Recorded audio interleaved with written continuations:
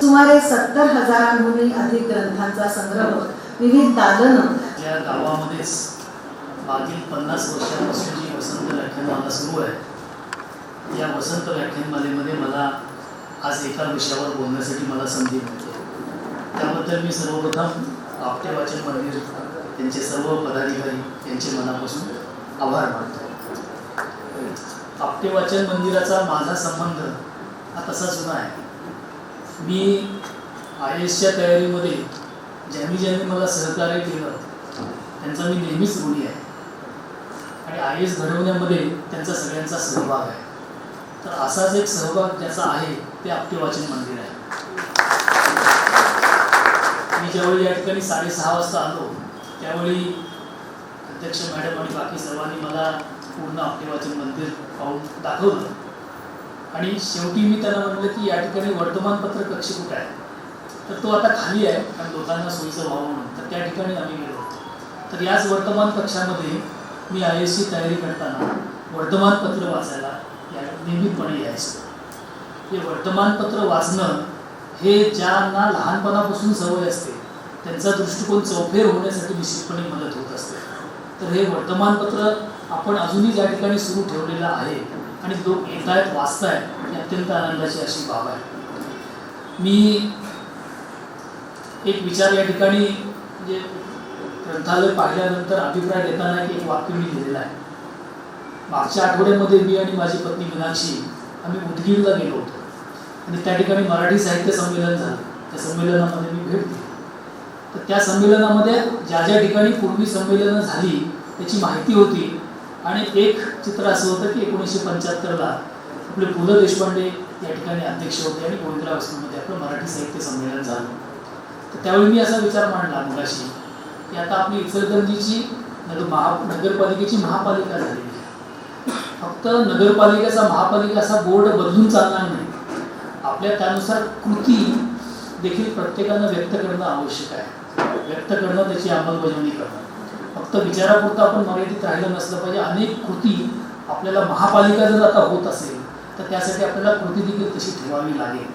मग ही जबाबदारी सर्वांचीच आहे. शासकीय अधिकाऱ्यांची आहे, लोकप्रतिनिधींची आहे, जनतेची आहे, स्वयंसेवी संस्थांची आहे, आपटे वाचन मंदिरासारख्या ग्रंथालयाची देखील आहे. तर आपण एक विचार मी असा मांडलेला आहे की मराठी साहित्य संमेलन आता खूप वर्ष झाले आपल्या इचलकरंजीमध्ये होतं.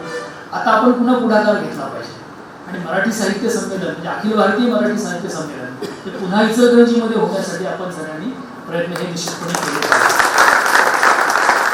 सुरुवातीलाच मला जो विषय दिलेला आहे कृतीशील सहभागातून समाज परिवर्तन, तर ही एक पहिली कृती आपण करावी असं मी आपल्याला सजेशन त्या ठिकाणी देतो. या ठिकाणी कोणत्याही शहराची प्रगती जी आहे ही केवळ आर्थिक प्रगती झाली म्हणून प्रगती होत नसते. असं जर असतं तर तेल उत्पादन करणारे जे देश आहेत, जे आखातामधले देश आहेत, तर हे श्रीमंत तर पैशानं तर आहेच, पण त्यांचा मानवी निर्देशांकांक जर पाहिला, ह्युमन डेव्हलपमेंट इंडेक्स, त्याच्यामध्ये ते खूप मागं आहे. याचा अर्थच असा आहे की मनुष्याची सर्वांगीण प्रगती जर व्हायची असेल तर केवळ आर्थिक सुबत्ता ही पुरेशी नाही. तुम्हाला आणखी बऱ्याच गोष्टी त्यासाठी कराव्या लागतील. तुमची शैक्षणिक प्रगती व्हावी लागेल, सांस्कृतिक प्रगती व्हावी लागेल, समाज एकत्र आला पाहिजे, गुण्यागोविंदानं तो राहिला पाहिजे, आरोग्यदायी जीवन सर्वांना मिळालं पाहिजे. या सर्व गोष्टी ज्या ठिकाणी असतात त्या समाजाचा, त्या देशाचा मानवी निर्देशांक हा जास्त असतो. मला असं वाटतं की आपल्या इचलकरंजी शहरामध्ये असे उद्योगाशिवाय आपली उद्योग नगरी तर आहेच, मँचेस्टर तर आपलं आहेच, यासाठी सर्व आपण मंडळी या ठिकाणी काम करतात. सहकार चळवळीमध्ये या इचलकरंजी शहराने खूप मोठं काम केलेलं आहे, नाव कमावलेलं आहे. त्याशिवाय ही एक शैक्षणिक केंद्र होण्यासाठी देखील इचलकरंजी पुढारलेलंच आहे.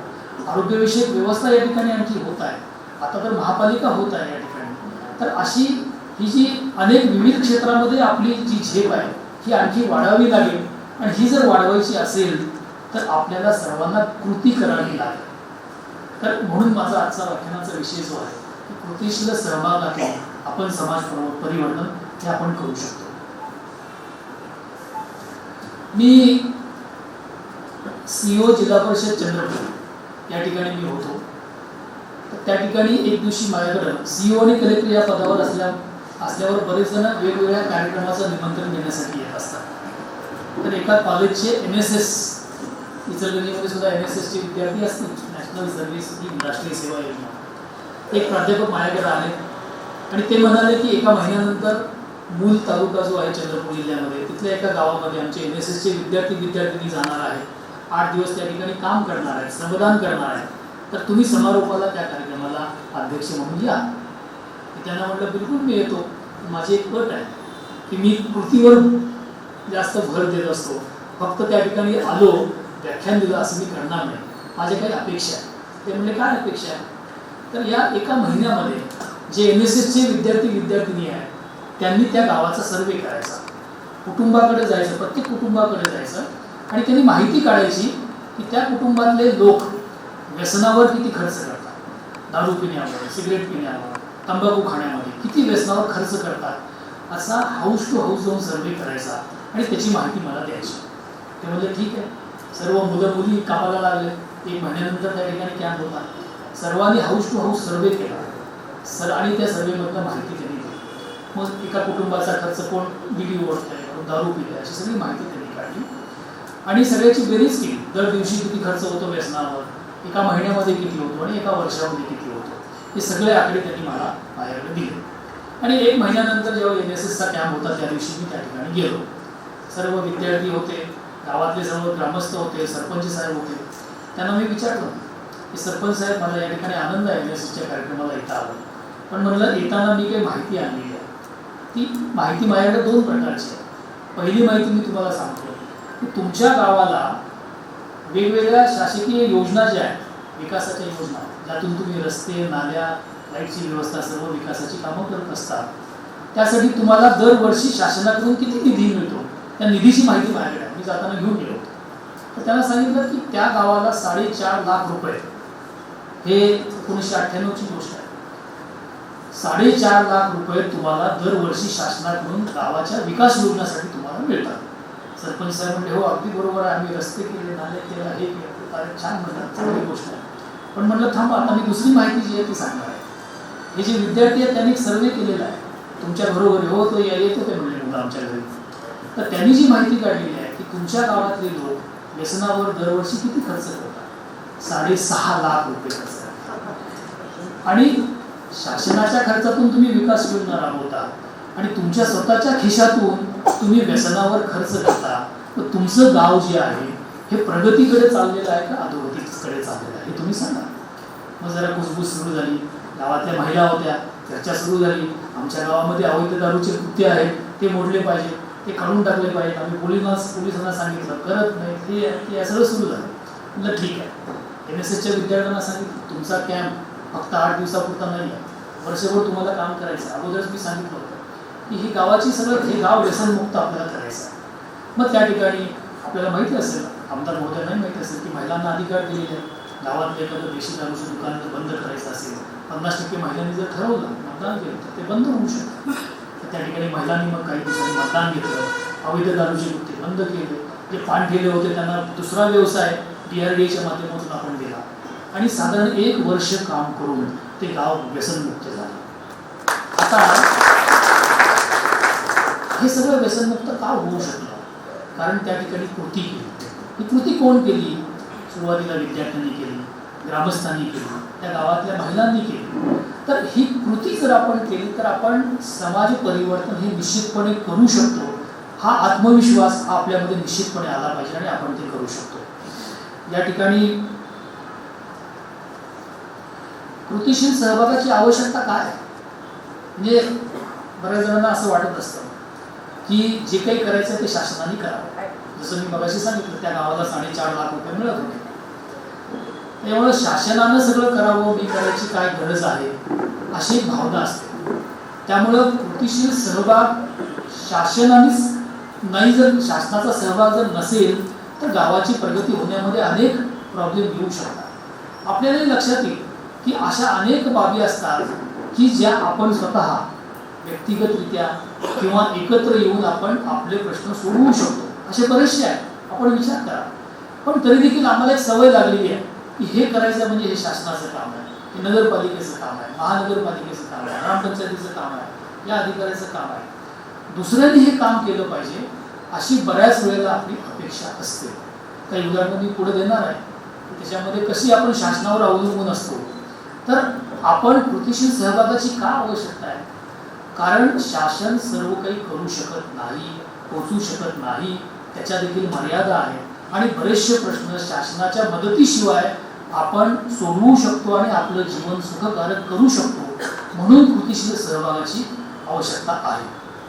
आता या ठिकाणी परिचयामध्ये मला वाटतं माझ्या परिचयामध्ये खूप मोठ्या प्रदीर्घरित्या मी काय काय काम केलेलं आहे हे त्यांनी सांगितलेलं आहे. तर याच्यामध्ये त्यांनी सांगितलं की साक्षरता अभियानामध्ये आम्हाला पारितोषिक राष्ट्रीय स्तरावरचं मिळालं होतं. तर याचं थोडं मी अनुभव कथन यासाठी करणार आहे की कृती कशी महत्त्वाची आहे हे मी याच्या मागची भूमिका सांगणार आहे. तर यवतमाळ जिल्हा जो आहे खूप मोठा जिल्हा, 16 तालुक्यांचा तो जिल्हा आहे, आदिवासी जिल्हा आहे. त्या ठिकाणी शेतकऱ्यांच्या आत्महत्या जास्त प्रमाणामध्ये होणार आहे, शेतीवर अवलंबून असणारा हा जिल्हा आहे. तर या ठिकाणी बरेचसे निरीक्षक हे त्या ठिकाणी होते. ही गोष्ट आहे सन 2000 आणि 2001 या कालावधीत. तर मोठे प्रौढ निरीक्षक त्या जिल्ह्यामध्ये होते. मग आम्ही असं ठरवलं की निरीक्षक जे आहेत त्यांना साक्षर आपण बनवलं पाहिजे. आता पुन्हा प्रत्येक वेळेला का प्रश्न विचारायचा की साक्षर बनायची काय गरज आहे, माझं तर सगळं चाललेलं आहे, मी नाही केलं तर काय होणार आहे, अशी भावना बऱ्याच वेळेला होते. तर आम्ही सुरुवातीला ज्यावेळी साक्षरता अभियानाला सुरुवात केली तर मी पण नवीन जिल्हाधिकारी त्या ठिकाणी जॉईन झालेलो होतो. जिल्हाधिकारी म्हणून पहिलीच पोस्ट होती. औरंगाबादला नंतर दुसरी जिल्हाधिकारी माझी कामकाज माझं झालं. तर सुरुवातीला मी म्हटलं चला आपण साक्षरता अभियानाचे आढावा मी ऑफिसमध्ये घेतला. फारसा रिस्पॉन्स नाही आहे गावामध्ये. म्हटलं चला मी रात्रीचं हे रात्रीचे वर्ग भरतात साक्षरता अभियानाचे. दिवसभर शेतकरी महिला, शेतकरी पुरुष कामावर जात असतात. रात्री 8 ते 10 असे हे वर्ग असायचे. सुरुवातीला आम्ही जायचो, लोक यायचे नाही, मग घरोघरी जायला लागायचं. मग मी एकदा म्हटलं आमच्या तहसीलदार साहेबांना चला एका गावामध्ये जाऊया. आम्ही गेलो, उपस्थिती कोणीच नाही. त्या मंदिरामध्ये साक्षरता वर्ग भरलेला होता. म्हटलं का नाही? त्यांनी ते स्वयंसेवकांनी सांगितलं की ती यादी आहे 15-16 त्यांनी नावं सांगितली, कोणीच नाही. म्हटलं चला त्यांच्या घरी जाऊया. त्यांच्या घरी गेलो, दार वाजवलं, कटकट दरवाजे बंद. शहरामध्ये गावामध्ये लवकर जेवण करून लोक झोपत असतात. 8-8:30ची वेळ होती. दरवाजा वाजवला, दार उघडलं, कोण आहे? हे जिल्हाधिकारी साहेब आले. कशासाठी आले? ते साक्षरता अभियान वर्गाला बोलवायला आले. आम्हाला यायला नाही, दरवाजा बंद करून. असे काही सुरुवातीला अनुभव आले. मग लक्षात आलं की लोकांना महत्त्व पटवून दिलं पाहिजे. मग त्यांना सांगितलं. मग काही आम्ही उपक्रम राबवले. फंक्शनल लिटरसी, की तुम्ही रोजगार हमीच्या कामावर जात असता, तुम्ही मस्टरवर सही करत असता, तुम्हाला पैसे किती मिळाले तुम्हाला कळतं का? तुम्ही किती दिवस काम केलं, मग मजुरी कमी मिळाली, फसवणूक झाली, तुम्हाला कळतं का याच्यामध्ये? अशा फंक्शनल म्हणजे दैनंदिन जीवनामध्ये ज्या निरक्षरतेच्या मुळं अडीअडचणी येतात त्याची उदाहरणं द्यायला सुरुवात केली. गाडीचा बोर्ड वाचता येत नाही, मग कुणाला तरी विचारावं लागतं. माहिती भीक मिळाली तर दुसऱ्या गाडीमध्ये बसून तिसऱ्या गावाला आपण जाऊ शकतो. पोस्ट ऑफिसचे व्यवहार कसे करायचे, बँकेचे व्यवहार कसे करायचे, मनी ऑर्डर मुलं पाठवतात ती तो पोस्टमन बरोबर देतो का नाही देतो, तिथं आपली फसवणूक होते का? अशा अनेक गोष्टी आपल्या निरक्षरतेच्या अभावी आपली फसवणूक होऊ शकते.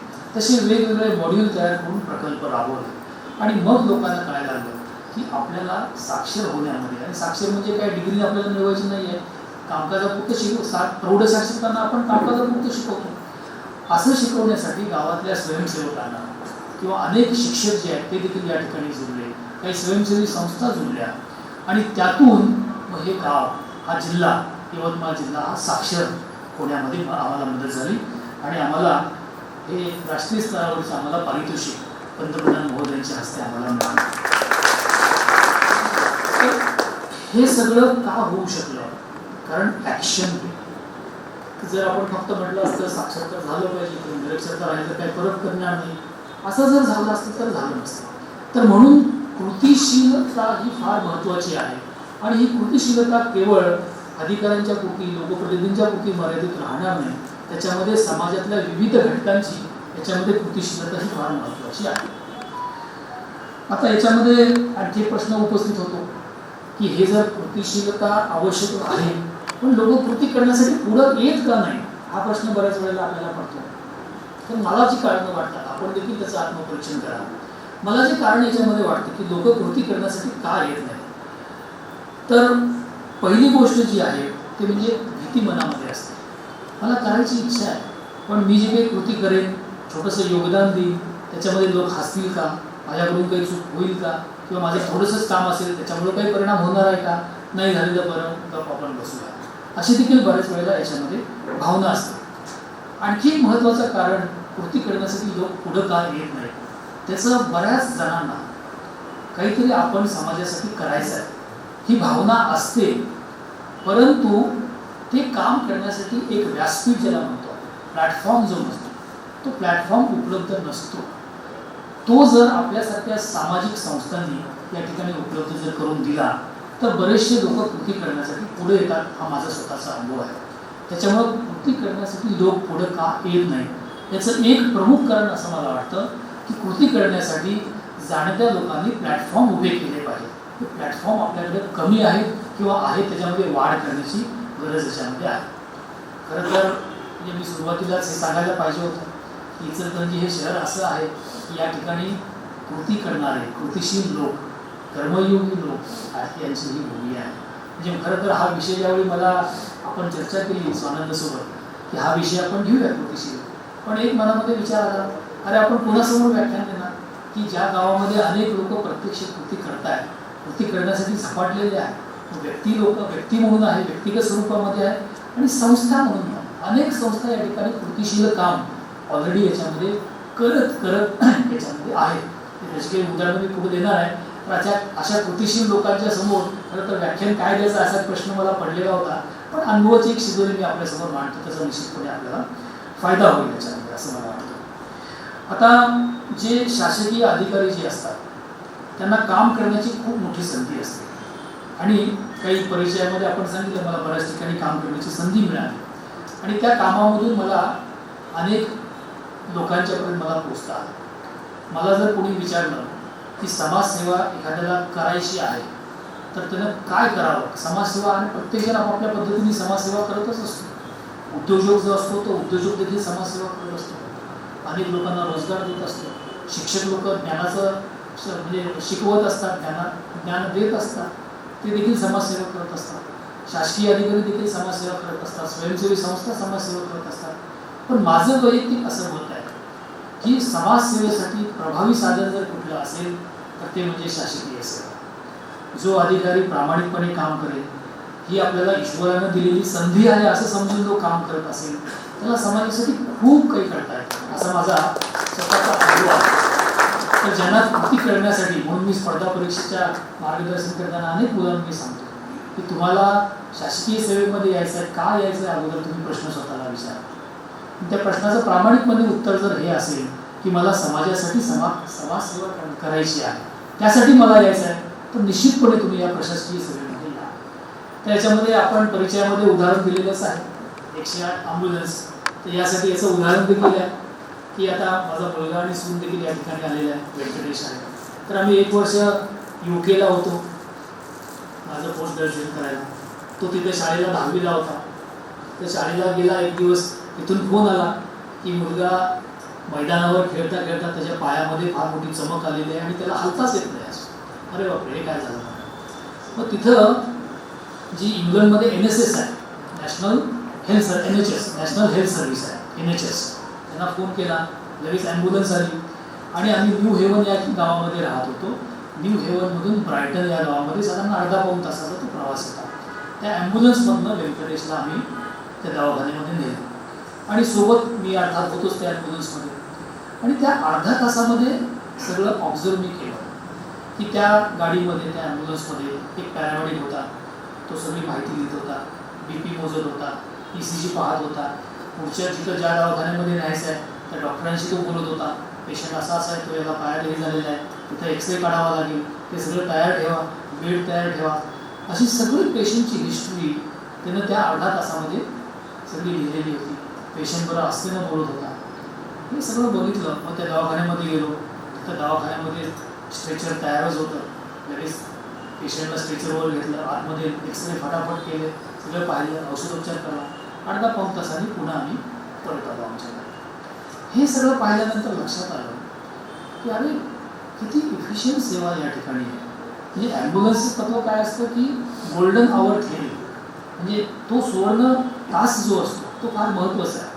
अनेक लोक ॲक्सिडेंटमध्ये घायल झालेले असतात, त्यांना जर इमिजिएटली जर आपण सेवा उपलब्ध करून दिली तर त्यांचे आपण प्राण वाचवू शकतो. अशी ही ॲम्ब्युलन्स सेवा गोल्डन आवर ठेवली आहे. पहिला 1 तास त्या घटनेनंतर मेडिकल इमर्जन्सी येते, हार्ट अटॅक येतात, लगेच डॉक्टरला नेलं पाहिजे, पण नेताना त्याला जर व्यवस्थित उपचार जर मध्ये दिला तर त्याचे प्राण वाचू शकतात. अशी ही सेवा आहे.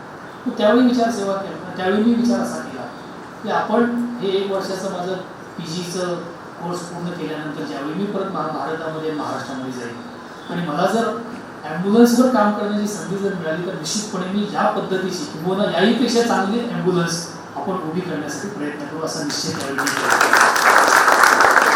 आणि योगायोग पहा, मनापासून जर इच्छा असेल तर त्याची पूर्ती होते. माझी पोस्टिंग हेल्थ डिपार्टमेंटमध्येच झाली आणि मी मिशन डायरेक्टर NRHM म्हणून 3 वर्ष काम केलं आणि त्या ठिकाणी ॲम्ब्युलन्सचाच प्रोजेक्ट घ्यायचा असं ठरलं. मग काय आम्ही कामाला लागलो. म्हटलं अशी ॲम्ब्युलन्स करायची की योग्यपेक्षाही चांगली असली पाहिजे. आणि आपण काही जणांना अनुभव आला असेल, मला माहीत नाही 108चा, तुम्ही 108ला कधी 108ला ज्यांनी फोन केला त्यांनी किंवा अनुभव घेतला त्यांनी हात वर करा. किती जणांनी? फार कमी झालं. तर माझं असं तुम्हाला सजेशन आहे की जरी काही कोणी आजारपण नसलं किंवा आपण जस्ट 108 नंबरला फोन करा. त्यांना सांगा की मी काही पेशंट नाही, आमच्या घरी कोणी पेशंट नाही, ॲक्सिडेंट नाही झाला, पण माहितीसाठी गेलं, काय तुमची स्कीम आहे माहिती घ्या ना, तुम्हाला लगेच लक्षात येईल. 3ऱ्या रिंगमध्ये फोन उचललाच पाहिजे. म्हणजे फोन केल्यानंतर पहिल्या रिंगमध्येच उचलला पाहिजे, नाही तर दुसरा किंवा उशिरा 3रा फोन उचललाच जातो. 10 मिनिटामध्ये ॲक्सिडेंट एका ठिकाणी झाला असेल, 10 मिनिटामध्ये ॲम्ब्युलन्स पोहोचते आणि त्या ॲम्ब्युलन्समधून त्याला दवाखान्यामध्ये नेण्यात येतं. आणि किती चार्जेस घेतले जातात? 0. मोफत सेवा आहे. आणि याच्यामध्ये अत्यंत 2 पद्धतीचे ॲम्ब्युलन्स आम्ही केलेले आहेत. एक ॲम्ब्युलन्स आहे ती BLS आहे, म्हणजे बेसिक सर्व्हिस लेवल अशी आहे. एक ALS आहे, ॲडव्हान्स सपोर्ट लेवलची आहे. तर त्याच्यामध्ये तरी हार्ट अटॅक आल्यानंतर तुम्हाला ज्या उपाययोजना करायला लागतात ते केलेलं आहे. मग आम्ही असा विचार केला की जर हार्ट अटॅकचा पेशंट असेल किंवा गंभीर असेल तर पॅरामेडिक सुद्धा पुरेसा नाही आहे, त्या ठिकाणी डॉक्टर्स ॲम्ब्युलन्समध्ये असणार आहे. तर महाराष्ट्र देशामधलं एकमेव राज्य असं आहे आणि महाराष्ट्र जगामधलं एकमेव राज्य आहे की ज्याच्या ॲम्ब्युलन्समध्ये डॉक्टर असतात. हे देखील आपण याच्यामध्ये सुरुवात केलेली आहे आणि आज लाखो लोकांचे प्राण आपण याच्यामध्ये वाचवतो. अनेक गरोदर महिला बऱ्याचशा डिलिव्हरीज ज्या आहेत, बाळंतपणे जी आहेत ती देखील याच्यामध्ये झालेली आहे. आणि मला सांगायला विशेष वाटतं की माझी आई आता 2 वर्षापूर्वी गेलेली आहे. माझ्या आईला एकदा हार्ट अटॅक आलेला होता आणि त्यावेळी आमच्या घरातल्या लोकांनी 108ला फोन केला आणि त्या ॲम्ब्युलन्स म्हणून तिला दवाखान्यामध्ये नेलं आणि त्यावेळी प्राण वाचले होते. 2 वर्ष ती चाललेली. तर हे जे समाधान जे आहे की ज्या प्रोजेक्टवर आपण काम केलं त्याचा फायदा माझ्या आईला देखील मिळू शकतो, यासारख्या सर्व्हिसमध्ये काय आनंद असू शकेल. म्हणून मी म्हणतो की समाजसेवा करायची असेल ना तर शासकीय सेवेसारखं कुठलं प्रभावी माध्यम हे याच्यामध्ये नाही.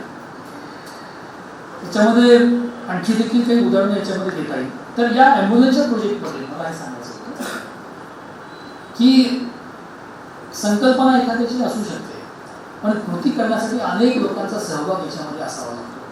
मग आमचे सर्व डॉक्टर मंडळी आहेत, सर्व अधिकारी आहेत, सर्व याच्यामध्ये बऱ्याच लोकांना आम्ही 972 ॲम्ब्युलन्स आपण सांगितलं एवढ्या आपल्या राज्यामध्ये काम करत आहे. बऱ्याच लोकांचा सहभाग आहे आणि प्रत्येक लोक आपापल्या परीने या ठिकाणी कृतिशील पद्धतीने सहभाग घेत आहे.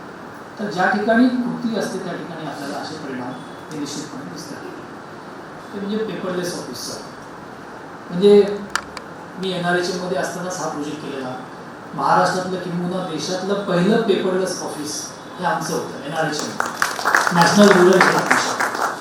तर याची देखील एक प्रेरणा आम्हाला मिळाली. मी ही उदाहरणं का देतोय की ज्यांना इंडिव्हिज्युअल काम करायचं आहे त्यांनी प्रेरणा शोधल्या पाहिजेत, प्रेरणा प्रसंगातून घेतल्या पाहिजेत. या सगळीकडे अस्तित्वात असतात, फक्त आपण त्याच्याकडे पाहिलं पाहिजे आणि त्यातून आपण सेल्फ मोटिवेट आपण झालो पाहिजे.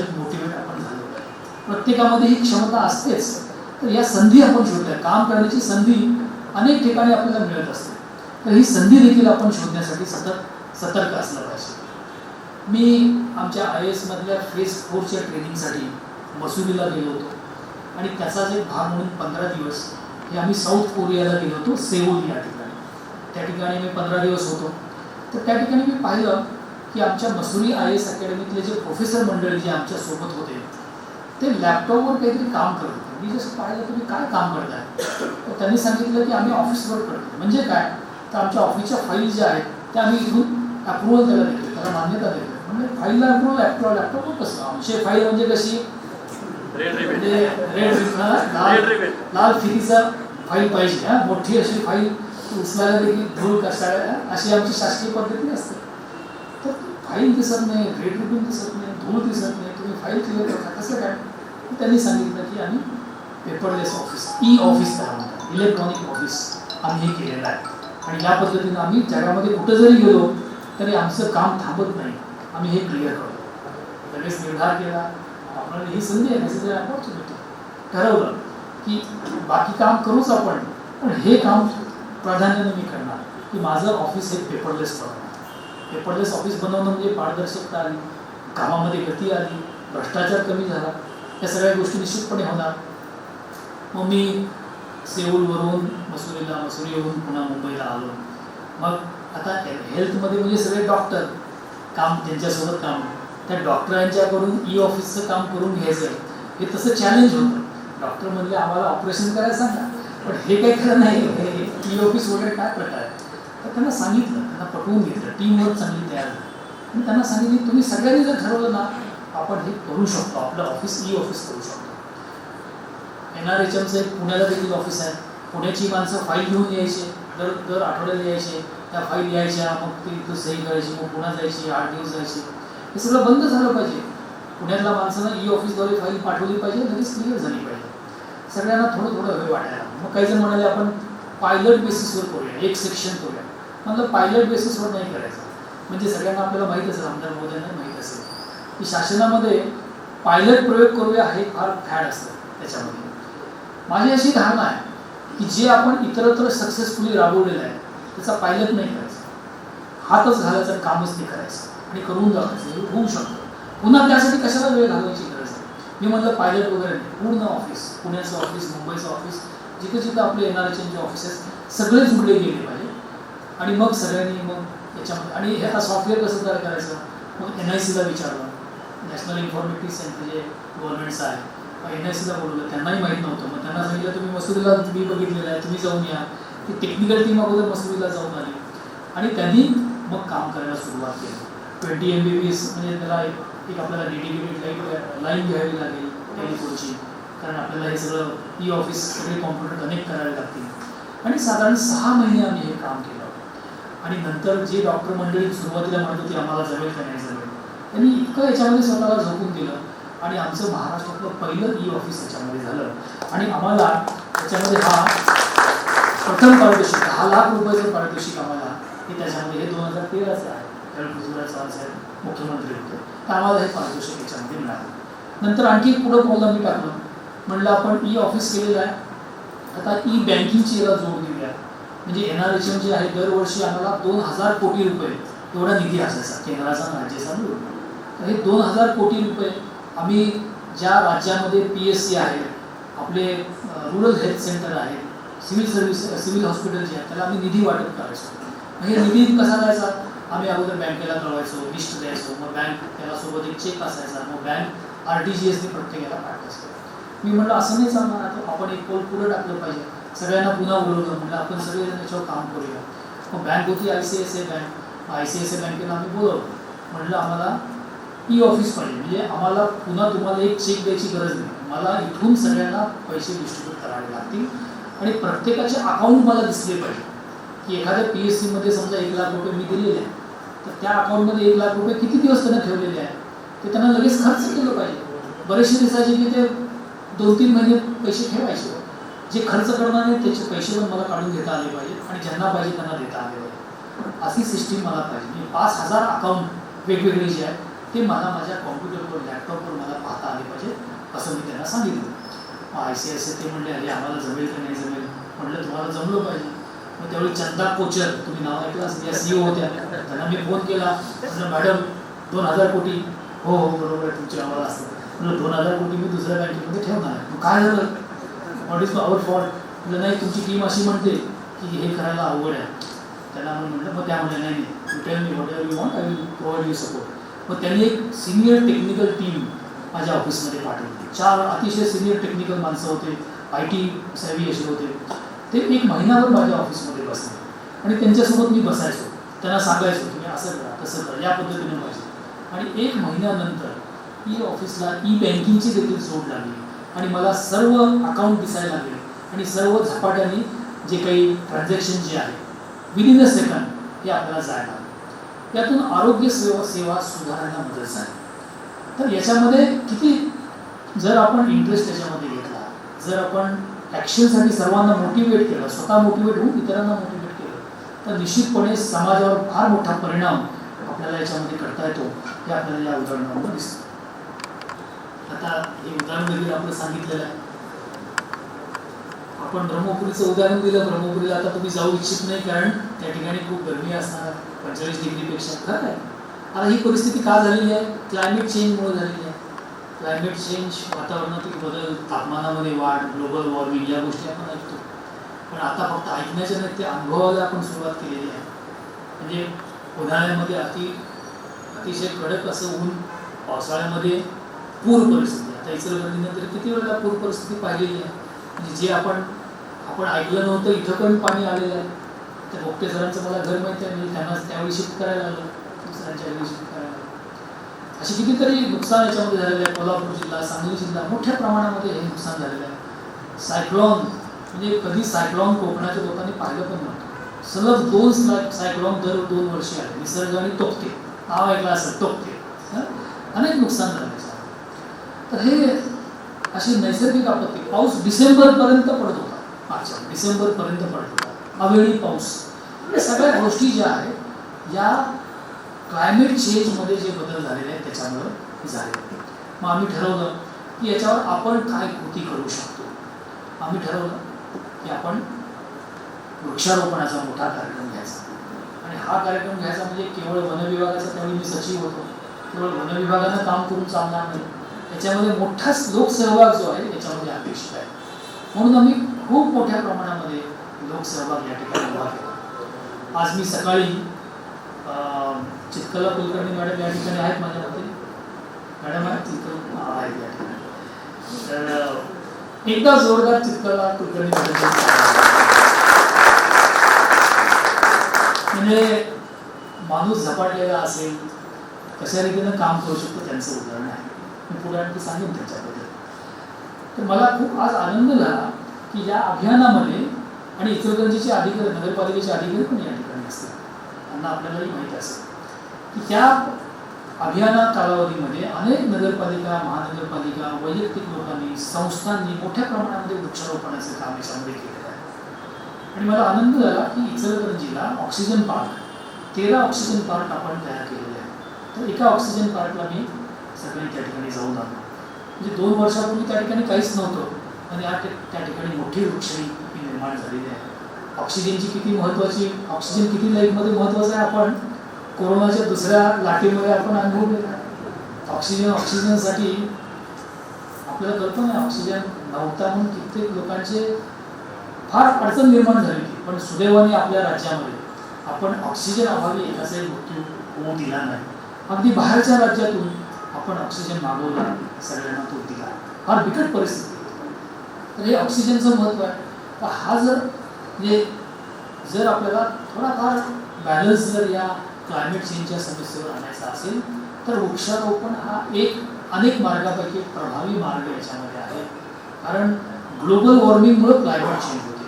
ग्लोबल वॉर्मिंग कशामुळे होतं? वॉर्मिंग कार्बन डायऑक्साईडमुळे होतं. तर कार्बन डायऑक्साईड शोषून घेणारी कुठली नैसर्गिक बाब जर कोणती असेल तर ते वृक्ष. म्हणून वृक्षारोपण आपण केलं पाहिजे. तर हे महत्त्व पटवून देऊन आपण महाराष्ट्रातल्या सर्व कुठलाही सेक्शन घ्या, ते शालेय विद्यार्थी असतील, सामाजिक संस्था असतील, कोऑपरेटिव्ह संस्था असतील, शासकीय कार्यालय असतील, सर्वांनी या वृक्षारोपण मोहिमेमध्ये खूप मोठ्या प्रमाणामध्ये सहभाग याच्यामध्ये घेतलेला आहे. आणि 3-4 वर्षामध्ये आपण हे 50 कोटी वृक्ष लागवडीचं काम आपण पूर्ण केलं. आणि हे काम करताना अत्यंत पारदर्शीपणा आपण ठेवला, तंत्रज्ञानाचा आपण वापर केला आणि जे काही काम केलं ते अक्षांश रेखांश याच्या सहित आपण वेबसाईटवर लोकांच्या पाहणीसाठी ठेवलं. पण आता महत्त्व कसं आहे की वृक्ष लावणं जितकं महत्त्वाचं आहे तसं वृक्ष वाचवणं देखील महत्त्वाचं आहे. त्याच्यामुळं आमचा हाच प्रयत्न आहे लोकांना हेच सांगणं की आपण जे वृक्ष लावलेले आहेत ते वृक्ष आपण सांभाळले पण पाहिजे, त्याला पाणी पण दिलं पाहिजे. आणि मी नेहमी सांगतो की वृक्ष लावल्यानंतर त्याची देखभाल करणं, त्यांना पाणी घालणं हे कोणाचं काम आहे? सगळे लोक सांगतात शासनाचं काम, नगरपालिकेचं काम. वृक्ष लावायला मी होतो पण पाणी घालायला नाही, ते तुम्ही बघा. असं म्हणून चालणार नाही. ही जबाबदारी आपल्याला घ्यावी लागेल. जे लावलं ते, आणि वृक्षाला कसं लहान मुलासारखं असतं की ठराविक वयापर्यंत आपण मुलाबाळाकडे लक्ष देतो, नंतर तो एकदा स्वतःच्या पायावर, तसं झाल्याचं आहे. आपण काही वर्ष त्या वृक्षाकडे लक्ष द्या, त्याचं संगोपन करायला लहान बाळासारखं. तो स्वतःच्या पायावर वृक्ष उभा राहिला की पुन्हा तो आपल्या सगळ्यांची तो आपली काळजी घेत असतो. तर याच्यामध्ये या ॲक्शनमुळं आपल्याला फार मोठ्या प्रमाणामध्ये क्लायमेट चेंजवर मात करण्यासाठी थोडी मदत झाली आहे. पण हे काम हे अव्याहतपणे काम करायचं आहे. म्हणून माझ्या सर्व इचलकरंजीच्या बांधवांना विनंती आहे की वृक्षारोपणासाठी हे काम 1 वर्ष 2 वर्ष 3 वर्ष केलं असं चालणार नाही. आपल्याला अनेक वर्ष हे काम करण्याची गरज आहे. आणि हे सातत्यपूर्ण काम करायचं असेल तर आपण प्रत्येकाने याच्यामध्ये सहभाग घेतला पाहिजे. आता एक गोष्ट मला सांगावीशी वाटते की विशियस सायकल आणि व्हर्च्युअस सायकल हे 2 शब्द आपण ऐकले असतील. दुष्टचक्र हा शब्द आपण ऐकला, त्याला विशियस सायकल म्हणतो. दुष्टचक्र म्हणजे काय की एखादी खराब गोष्ट असते, त्यातून अनेक खराब गोष्टी निर्माण होतात. उदाहरणार्थ एखादा मनुष्य व्यसनी असेल तर काय होतं, तो व्यसनी आहे मग तो दारू पिणार, त्याच्यावर खर्च जास्त करणार, कुटुंबाकडे दुर्लक्ष होणार, कुटुंबाचा हाल होणार, मुलाबाळांकडे लक्ष लागणार नाही, आरोग्य धोक्यामध्ये होणार. म्हणजे एका वाईट गोष्टीतून दुसरी वाईट गोष्ट, विशियस सायकल, दुष्टचक्र. पण त्याच्या विरोधातला एक शब्द आहे व्हर्च्युअस सायकल किंवा सुचक्र ज्याला म्हणतात. तर याबद्दल जास्त कोणी बोलत नाही. म्हणजे एक चांगलं काम जर आपण केलं तर इतरांना त्यातून प्रेरणा मिळते आणि लोक दुसरं काम स्वतःहून करायला लागतात, त्याच पद्धतीचं काम करायला लागतात. तर हे जे सुचक्र आहे, या सुचक्राची सुरुवात आपण याच्यामध्ये केलेली आहे. आणि त्याचीच काही उदाहरणं मी याच्यामध्ये, हे आमचं लिम्का बुक ऑफ रेकॉर्डमध्ये आम्हाला अवॉर्ड मिळालं. नंतर हे वृक्ष लागवडीमध्ये नॅशनल लेवलला हे माशेलकर आपले शास्त्रज्ञ आहेत, त्यांच्या हस्ते आम्हाला पारितोषिक मिळालेलं होतं, हे याच्यामध्ये दाखवलं. तर हे सुचक्राची सुरुवात पहा. म्हणजे वृक्षारोपण मोठ्या प्रमाणामध्ये सुरू झालं, चर्चा सगळीकडे सुरू झाली की आपल्याला जर या क्लायमेट चेंजवर मात करायची असेल तर वृक्ष लावला पाहिजे, फायदा होईल. मग तो पुढे यायला लागला, आपणही जाऊया. आपोआप मनामध्ये या भावना निर्माण होतात. सुचक्राची सुरुवात. तर हे उदाहरण आहे नारायणगाव, पुणे जिल्ह्यातल्या जुन्नर तालुक्यातलं गाव आहे. या ठिकाणी मेहत्रे कुटुंब त्यांनी काय केलं, ते मुलीचं लग्न आहे त्यांच्या, मुलीच्या लग्नामध्ये जे भराडी मंडळी आलेले त्यांना रिटर्न गिफ्टची पद्धत आहे ना, रिटर्न गिफ्ट म्हणून कलमी आंब्याची रोपं दिली. सगळे भराडी मंडळीच्या हातामध्ये रोपं दिसतात पहा. आता त्या मेहत्रे कुटुंबाला आम्ही काही सांगायला गेलो नव्हतो की तुम्ही असं वऱ्हाडी मंडळींना द्या, स्वतःहून त्यांनी हे दिलं. आणि मग आता कलमी आंब्याचं रोप मिळाल्यानंतर समजा हे 5,000 लोक होते बघा त्या लग्नाला, मी त्यांना नंतर फोन केला, त्यांचं अभिनंदन केलं. तर कलमी आंब्याची रोपं माणूस कुठे ना कुठे लावणार, शेतकरी असेल शेतामध्ये लावेल, घरासमोर लावेल, कुठं ना कुठं तो लावेलच, असं याच्यामध्ये होईल. तर फार मोठ्या प्रमाणामध्ये लोकांनी वृक्षारोपण याच्यामध्ये केलं. आता याच्यामध्ये आमच्या घरचं आप्पांचं एक उदाहरण आहे. त्यांनी देखील त्यांच्या नातवाच्या लग्नामध्ये त्यांनी काय केलं की सीड बॉल असतात ना, सीड बॉल वाटप केले लग्नाला. आता एक गंमत पण झाली त्याच्यामध्ये. सीड बॉल वाटप केल्यानंतर काही मुलांना ते पेढे वाटले. त्यांना सांगायला पेढे नाही आहे, खाऊ नको, अशी गंमत झाली. पण काही जणांनी सीड बॉल नेले, त्यांनी ते लावले आणि त्याच्यामध्ये बिया असतात आणि त्यातून वृक्ष निर्मिती आपण करू शकतो. असे छोटे छोटे प्रयोग आहेत, हे आपण करू शकतो. म्हणजे वैयक्तिक पातळीवर देखील कृती आपण याच्यामध्ये करू शकतो. तर हे त्याच्यामध्ये उदाहरण. दुसरं एक उदाहरण मी देतो की सुचक्र कसं असतं किंवा वैयक्तिक पातळीवर काय करू शकतो. तर याचं हे रानमळा पॅटर्न आहे. रानमळा हे पुणे जिल्ह्यातलं राजगुरुनगर तालुका जो आहे तिथलं हे गाव आहे. तर त्या गावामध्ये मी 2दा जाऊन, एकदा मीनाक्षी सोबत सुद्धा गेले. तर तिथले माजी सरपंच PT शिंदे हे त्या गावामध्ये आहे. ते वेडा माणूस, वेडा म्हणजे चांगल्या अर्थाने कामासाठी झपाटलेला माणूस. तर ते काय करायचे, सरपंच असताना गावामध्ये ते जे जे कुटुंब आहे त्याच्यामध्ये ज्याच्या घरी मूल जन्माला आलं की हे सरपंच त्याच्या घरी जायचे, अभिनंदन तुमच्या घरी बाळ जन्माला आलं, पण सोबत एक वृक्ष असायचा. ते म्हणायचे बाळ जन्माला आलं, आनंद आहे, तुमच्या घरी नवीन पाहुणा आला, पण हे वृक्ष जे आहे रोप आहे त्याचं नाव आहे जन्मवृक्ष, हे तुम्ही लावा. बाळाच्या बाळाचं आगमन झालं, आनंद आहे. गावामध्ये लग्न कुणाचं असेल हे हजरच, बोलवलेलं असो नसो हे जायचे. ते म्हणायचे त्या नवीन नवरा बायकोचं अभिनंदन करायचे. सोबत एक वृक्ष आहेच, हा शुभमंगल वृक्ष, लग्न झालं ना चला तुमच्या घरासमोर वृक्ष लावा. कुणाच्या घरी दुर्दैवाने मृत्यू झाला, सांत्वन करायला हे घरी जायचे. आजोबा गेले, आजी गेल्या, वाईट झालं, सोबत वृक्ष घेऊन जायचे, स्मृती वृक्ष, जे गेले त्यांच्या आठवणी प्रित्यर्थ हे लावा. तर असं प्रत्येक क्षणाला आनंदाचे क्षण घरामध्ये असतात. 10वी पास झाला, 12वी पास झाला, नोकरी मिळाली, निवडून आला, अनेक प्रसंग असतात. जाऊन अभिनंदन, सोबत वृक्ष आहे, हा आनंद वृक्ष, चला लावायला. अशी मोहीम त्यांनी केली आणि सर्व गावामध्ये प्रत्येकाच्या घरासमोर असे फळबाग, म्हणजे फ्रुट्स, आंब्याचं झाड आहे, जांभळाचं झाड आहे, पेरूचं झाड आहे, चिक्कूचं झाड आहे, असे सगळे फळबागाचे वृक्ष प्रत्येकाच्या घरासमोर, ते हिरवंगार असं हे गाव होतं. मग हे पाहिल्यानंतर म्हणलं ही चांगली योजना आहे. तर ही योजना फक्त या गावापुरती मर्यादित राहिली नसते. मग परत आल्यानंतर आम्ही एक GR काढला. गव्हर्नमेंटमध्ये कसं GR शिवाय काम चालत नाही, GR काढला. ग्रामविकास विभागाचा एक GR आणि अर्बन डेव्हलपमेंटचा एक GR काढला की या धर्तीवर प्रत्येक गावाने, शहराने हा उपक्रम राबवावा. म्हणजे जे जे प्रसंग असतात त्या प्रसंगाला जाऊन त्यांचं अभिनंदन करायचं आणि एक रोप द्यायचं आणि त्यांना ते लावायला लावायचं. आता काही ग्रामपंचायतींनी, काही नगरपालिकेने हे राबवलं, काही राबवलं. गव्हर्नमेंटची प्रॉब्लेम हेच आहे की शासनाचे नियम चांगले असतात, GR चांगले असतात, प्रॉब्लेम येतो अंमलबजावणी. तर ही अंमलबजावणीसाठी काय आवश्यक आहे ते त्या कार्यालयातले अधिकारी ते तर महत्त्वाचे आहेतच, पण एक सोशल दबाव देखील असण्याची गरज आहे. तर या ज्या संघटना ज्या आपल्या गावामध्ये ज्या आहेत, आता हे पाटलोबा पाटलांचं काम मला माहिती आहे, म्हणजे बांबूबद्दल ते देखील झपाटलेलंच आहे. या ठिकाणी या हॉलमध्ये झपाटलेली माणसं खूप आहे, म्हणजे दिवस रात्र तोच एक ध्यास, त्यासाठी काम करणारी माणसं आहे. बांबू या विषयात खूप मोठं काम करतात ते.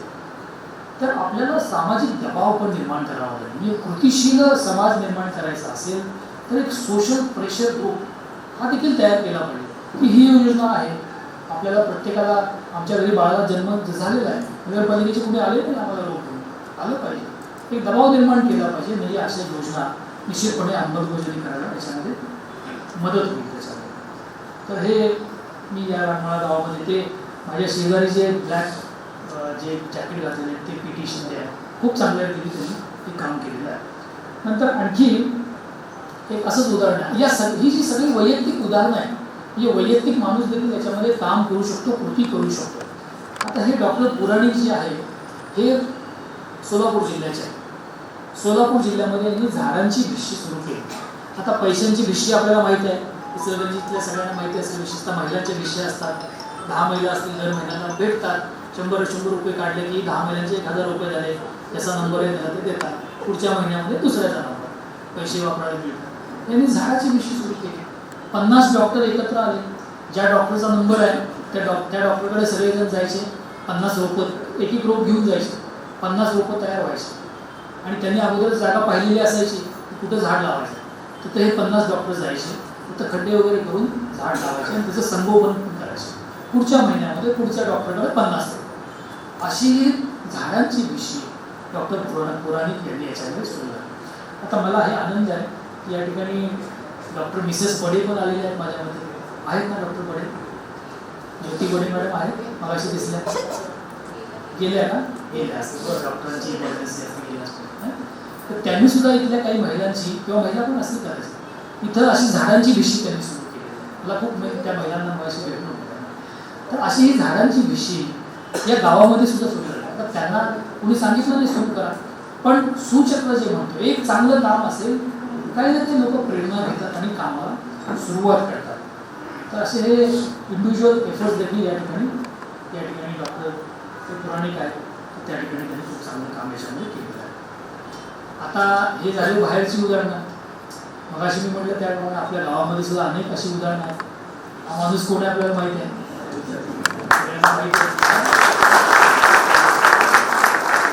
महाजन गुरुजी त्यांनी शिकवलेलं आहे, मी त्यांचा शिष्य आहे, ते माझे गुरु आहे. म्हणजे हा देखील एक झपाटलेला माणूस आहे. ते पहा, या माणसानं म्हणजे सकाळी ते 4:30-5ला उठतात आणि उठल्यापासून ते रात्री 11-12 पर्यंत सतत काम करणारा माणूस आहे.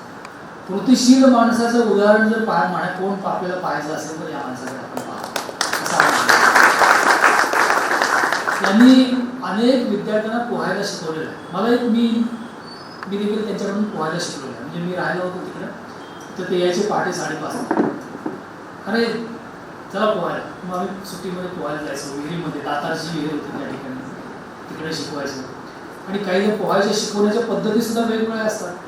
म्हणजे मी जरा लहानपणी धसकाच घेतलेला, कारण मी एकदा असंच विहिरीवर गेलेलो आणि एक माणूस पाहत होता. कसा शिकवत होता? डायरेक्ट ढकलूनच. असं काही जण शिकवतात, त्यांना वाटतं की भीती मोडून जाईल, पण ते तेव्हापासून काही जण यायचे नाही. पण महाजन सर असं नाही. महाजन सर व्यवस्थित शिकवायचे.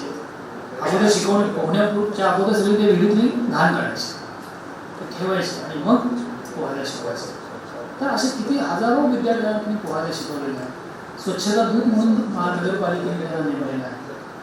मी पंचगंगा नदीच्या ठिकाणी काचा गोळा करण्याचं काम त्यांनी केलेलं आहे. कुणाच्या पायाला काचा लागू नये म्हणून अनेक फोटो त्यांनी काढलेले आहेत. देवदेवतांचे फोटो त्यांनी काढलेले आहेत, असेच टाकलेले असतात.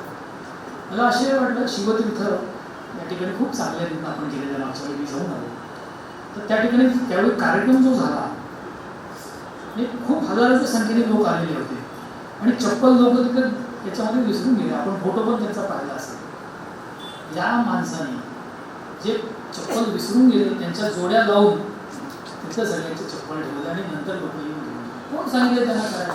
हा माणूस करतो. तर अशी ही माणसं आपल्याकडे आहेत आणि या माणसांना कोणीही काही करा म्हणून असं सांगत नाही. यांच्यापासून आपण प्रेरणा घेतली पाहिजे असं मला वाटतं. आता मगाशी मी ज्योती बडे यांचं नाव मी सांगितलं. या स्वतः गायनेकॉलॉजिस्ट आहेत. डॉक्टर दशावतार बडे हे माझे मित्र आहेत. आम्ही एका बॅचचे आहोत. ते पेडिट्रिशियन आहेत.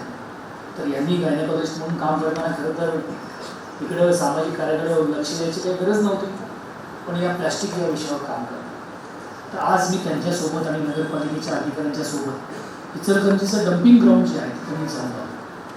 त्याच्यामध्ये खूप सुधारणा आपल्याला करायला स्कोप त्याच्यामध्ये आहे. तर त्या ठिकाणी या डॉक्टर बडे आणि त्यांच्या या महिला साथीदार ज्या आहेत त्या काय करतात, प्रत्येक शाळेमध्ये जाऊन मुलांना सांगतात की प्लॅस्टिकची एखादी बाटली असेल, घरामध्ये असतेच, पण नसेल तर ते देतात. आणि त्याच्यामध्ये घरामध्ये इतर जे प्लॅस्टिक असेल, औषधाचे कवर असतील, प्लॅस्टिकचे रॅपर असतील, ते सगळे त्या बाटलीमध्ये असे बसवायचे, कोंबून बसवायचे. आणि अशा बाटल्या भरलेल्या प्लॅस्टिकच्या त्या गोळा आणि गोळा करून त्या नगरपालिकेला देतात. आणि नगरपालिकेमध्ये मशीन आहे, त्याच्यामध्ये ते क्रश करतात आणि ते रस्ता तयार करताना आपल्याला डांबरामध्ये मिक्स करून रस्ता तयार करण्यासाठी वापरतात. आपल्या शिवतीर्थावर त्यांनी प्लॅस्टिकच्या बाटल्यांचे बसण्यासाठी कठडे पण केलेले आहेत. हे प्लॅस्टिक ही अशी गोष्ट आहे की ज्याच्यामध्ये एन्व्हायरमेंटची खूप मोठ्या प्रमाणामध्ये हानी होते. हे प्लॅस्टिक हे डिकम्पोज होतच नाही. ते जनावरांनी खाल्लं तर जनावर मरून जातात. अतिशय घातक असं आहे. तर असं प्लॅस्टिक निर्मूलनाचं काम डॉक्टर बडे या ठिकाणी करत आहे. तर हे देखील अत्यंत सर्वांना प्रेरणादायी असं आहे. आणखी एक उदाहरण मी देतो. मी मगाशी सांगितलं डॉक्टर चित्तला कुलकर्णी, म्हणजे या मॅडमचं तर मला तुफान कौतुक वाटतं. या आंतरवार्ती शाळेमध्ये शिक्षिका यांनी नोकरी सोडली. नोकरी का सोडली हो? लोक नोकरी का सोडतात? दुसऱ्याच्या कामासाठी. या महिलेने नोकरी सोडली मला पर्यावरणासाठी काम करायचं आहे. हे त्यांनी मुदतपूर्व त्यांनी नोकरी सोडली, निवृत्ती स्वीकारली.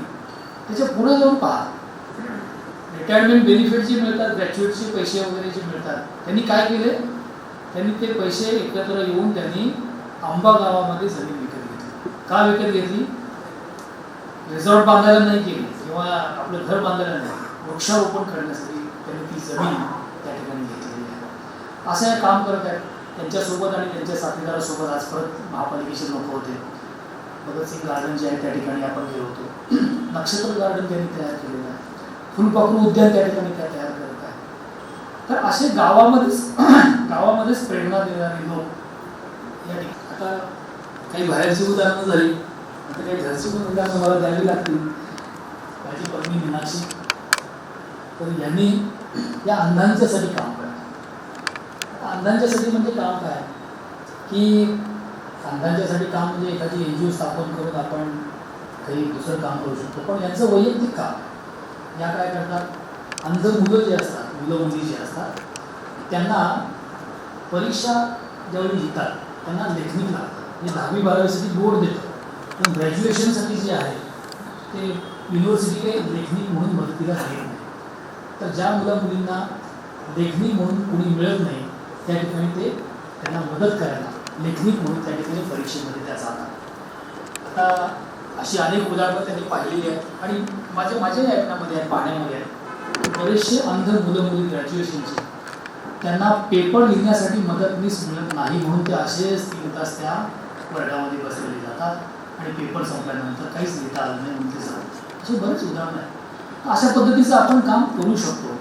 त्यांनी एक नयन नावाचा ग्रुप तयार केलेला आहे आणि अंध मुलं जे आहेत 10वीपर्यंत ब्रेल लिपी आहे, पण मोठे ग्रॅज्युएशनचे जे आहेत त्याच्यासाठी काही ब्रेल लिपीची पुस्तकं नाही आहेत, तर त्यासाठीची क्रमिक पुस्तकं जी युनिव्हर्सिटीची असतात त्याचं ऑडिओ रेकॉर्डिंग करावं लागतं आणि ते ऑडिओ रेकॉर्डिंग करून मग त्या अंध मुलामुलींना जर दिलं तर ते ऐकतात आणि ते अभ्यास करतात आणि परीक्षेमध्ये जे लेखनिक असेल त्यांना ते प्रश्न वाचायला सांगतात आणि उत्तर करायला सांगतात. तर हे पुस्तकांचं ऑडिओमध्ये कन्व्हर्सन करण्याचं काम देखील मीनाक्षी याच्यामध्ये करतात आणि त्यांनी नयन ग्रुप तयार केलेला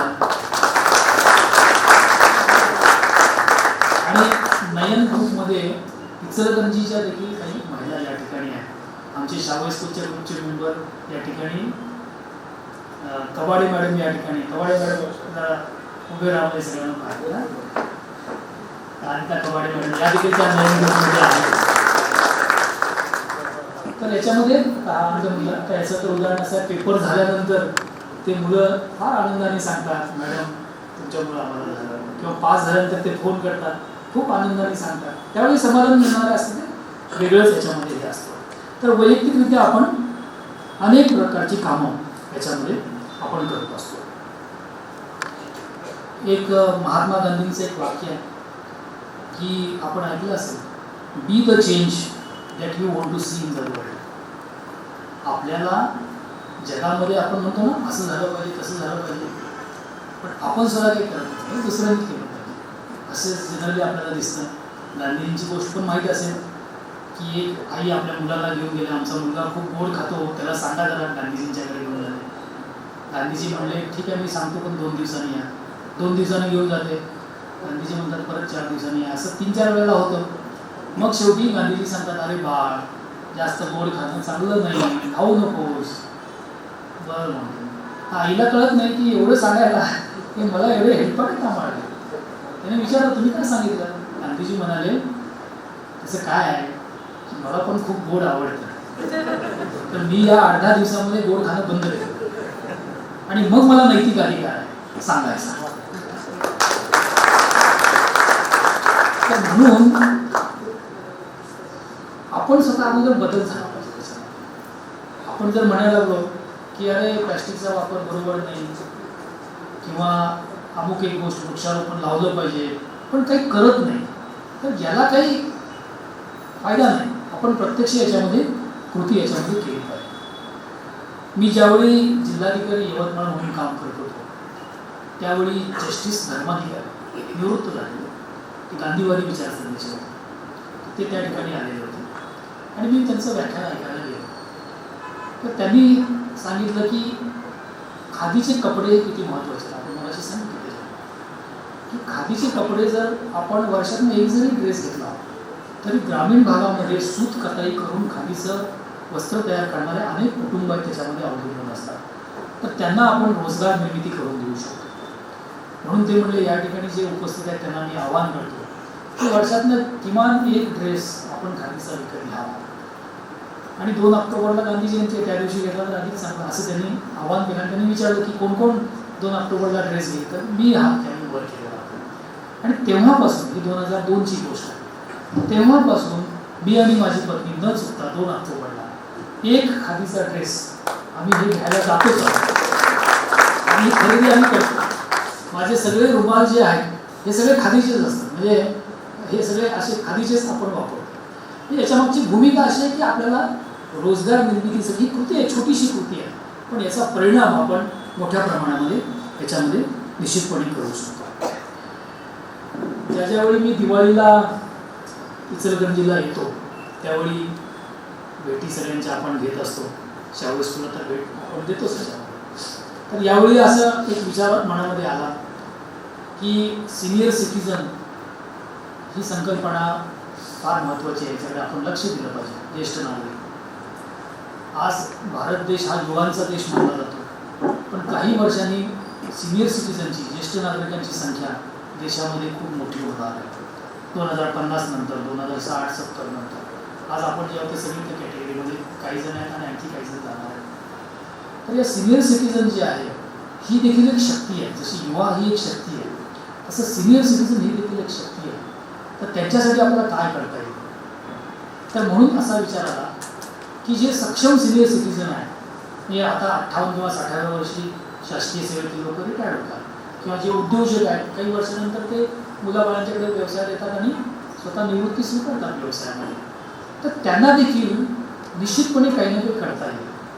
आणि जो माणूस ॲक्टिव्ह असतो त्याचे आरोग्य देखील चांगलं राहतं, त्याची तब्येत देखील चांगलं राहते. म्हणजे काही न करता जो बसतो ना त्याला काहीतरी आजार विकार सुरू होतात, म्हणून ॲक्टिव्ह सतत राहिलं पाहिजे.